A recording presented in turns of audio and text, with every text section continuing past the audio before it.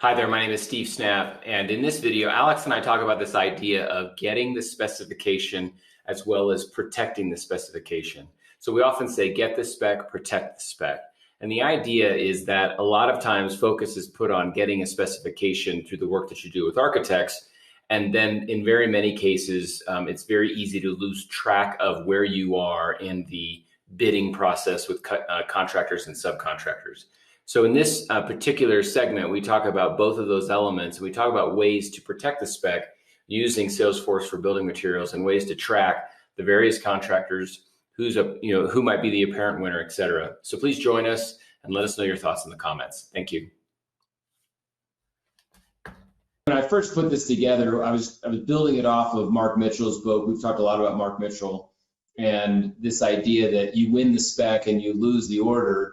So I wanted a way to be able to really identify risk and show that so that sales rep kind of had their little plan and say, okay, this guy's green, he's on board, good, I'm going to maintain that. This guy's red, I gotta get some people together, I gotta go in there, meet with that contractor or whatever. But I was still relying on the guy being honest. So your point is, if it's internal, it's just between me and my manager, I might be more honest. If it's between me and my manufacturer, I might be a little more salesy or whatever.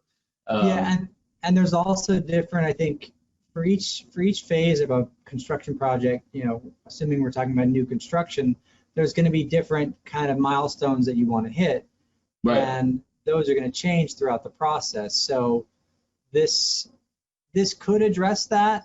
Maybe you could have some overall status of where the project is, and then it would kick in that new drop down, pick list of options for that stage, or that might not be necessary.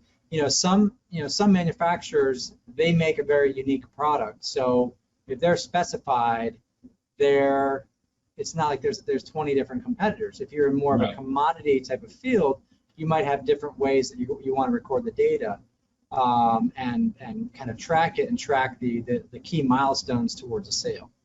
So I think a lot of it's going to be specific to the manufacturer and the type of industry, within construction, whether it be plumbing or specialty items versus commodity items. That might change kind of where people, what are the important data points people know they have to hit. That's great. Before you go, I just wanted to share a longer version of this video where you can get into much more detail about this subject that Alex and I talk about. Also, if you liked this video, please consider subscribing to the channel as well as liking the video. And if you hit the bell icon, you'll be notified when we release new videos every week on the channel.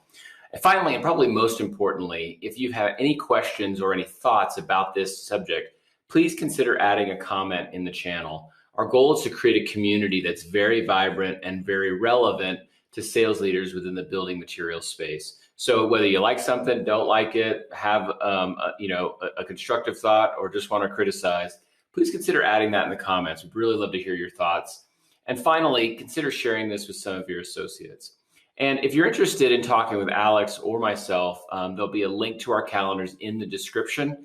You can click on that, find an available time that works on your schedule, and we can talk in more detail about how some of these ideas might apply to you. And finally, thank you for joining us. We look forward to getting to know you better, and we look forward to seeing you on the channel. Thank you.